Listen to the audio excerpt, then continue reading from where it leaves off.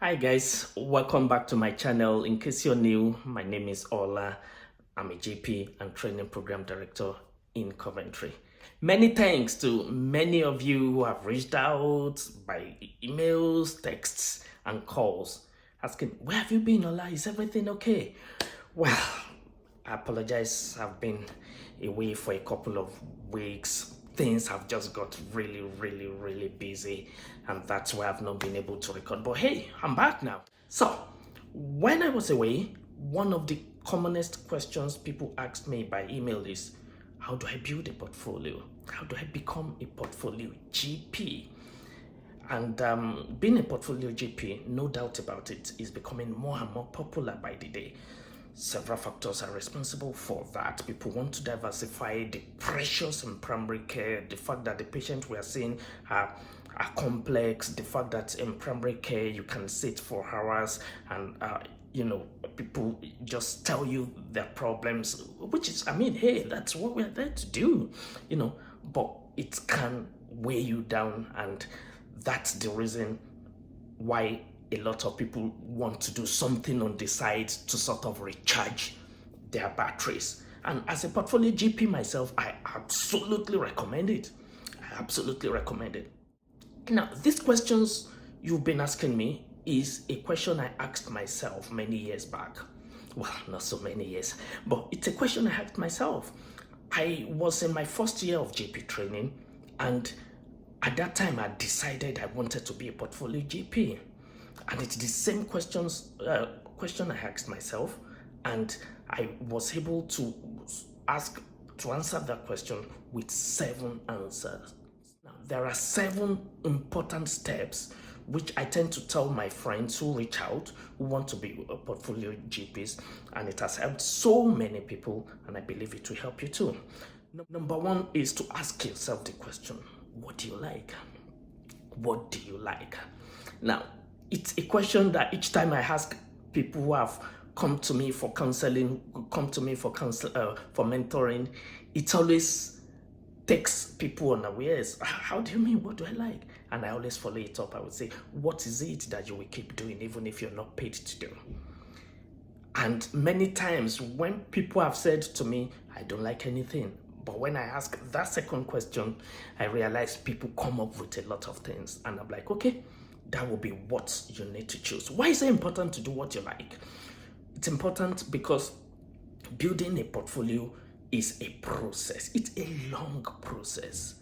If you're doing what you don't like, you're not likely to see through that process. And then building on a portfolio, particularly for a GP, is you wanting to do something else that you enjoy to help recharge your battery, because we do a very high pressured job. So if it's not something you like doing, you are going to burn out. And that's why it's important to ask yourself that question, what do you like? The second question is, what sort of problems are you looking to solve? No one is going to pay you, or no one is going to give you something for just doing what you like. No, what you like has to solve a problem. This world operates on problem solving. In fact, if someone is an employer, they're not going to hire you if they don't want you to solve a problem. So what sort of problems are you looking to solve? For instance, let's say you love medical education, you want to be involved in medical education. What sort of problems are you looking to solve? In my own case, I wanted to solve the problem of the IMG struggling in GP training. That's the problem I wanted to solve. For someone who loves dermatology, who wants to go into dermatology, they might want to solve the problem of, look, many of the patients waiting for months to see the specialist don't have to do that if there is a GP with dermatology interest in the community. We can take the pressure off the hospital. That's a problem to solve. So you must ask yourself, what problem do I want to solve? Number 3 step is to make your plan known. No one will know all these things you're planning except you speak out. Talk to people who are already doing it. Look, I see you're running a lovely dermatology clinic. I like to be involved in it. What are the steps? I remember when I decided I wanted to go into medical education, one of the first things I did was to send emails out to people already in medical education. Look, I'm interested in this thing. What do I do? How do I get involved in it? So I sent out the word and I let people know my plan. Look, for now, I'm just trying to learn the ropes, build capacity on it, and maybe later on I will look for roles and responsibilities in it. So let the word go out. Number 4 will be to gather capacity. I get a lot of my IMG friends who go, yeah, I love doing this one, I will just start it. No, you don't become a medical consultant just by liking the medical consultant role. You don't become a GP just by liking the GP role.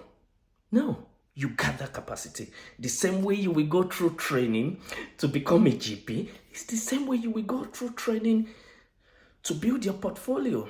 So it may mean you sitting down with people. For instance, say you're interested in joint injection. It may mean you sitting down with someone doing it. It may mean you attending courses for it. It may mean you attending conferences for it, studying further on it. So that period to gather capacity is very important. The question I always ask people when I explain to them that, look, you've got to gather capacity, why then surprised? So I'm like, okay, what are you going to give? You cannot give what you don't have. So the point of you spending time gathering capacity is for you to gather a lot so that you have a lot to give. Number 5 step, which will be important, is allow yourself go through the process of learning. Allow yourself go through the process of learning. Don't be in a haste. Reason why I'm saying this is because a lot of folks will reach out and a lot of folks will be like, yeah, I want to be earning a lot of money. There is a process for it.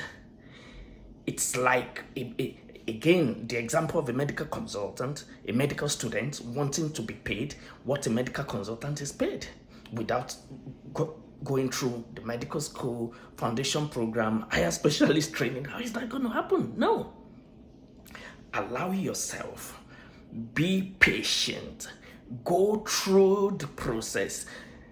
Again, a few people reached out and they were like, oh, I need to earn. And I'm like, actually, did you say you like doing this thing? Because if you like doing this thing, you just want to do it.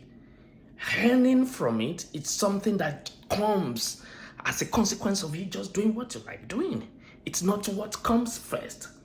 So this, in my opinion, and in my experience of mentoring a lot of people and helping them build their portfolio, is what I have found, where many times we do not really want to go through the process, but we want to enjoy the benefit of the end goal without going through the process. So we need to allow ourselves go through the process. Once we do that, number 6 is to then begin to look for opportunities. Begin to look for opportunities.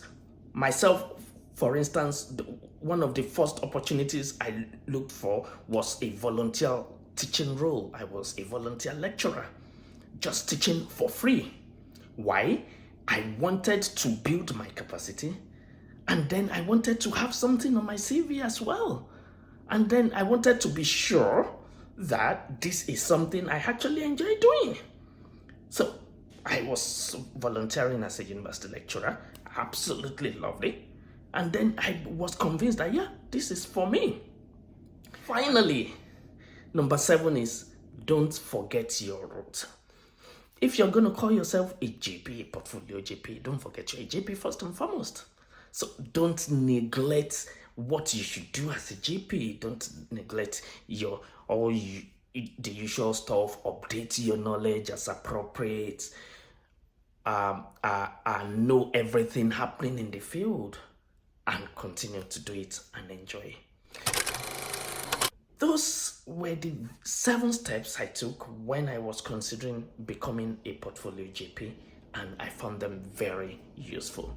So guys, if you have liked this video, please give it a thumbs up to encourage me to record more, and also share with your friends. If you haven't subscribed yet, please consider doing so. It will go a very long way.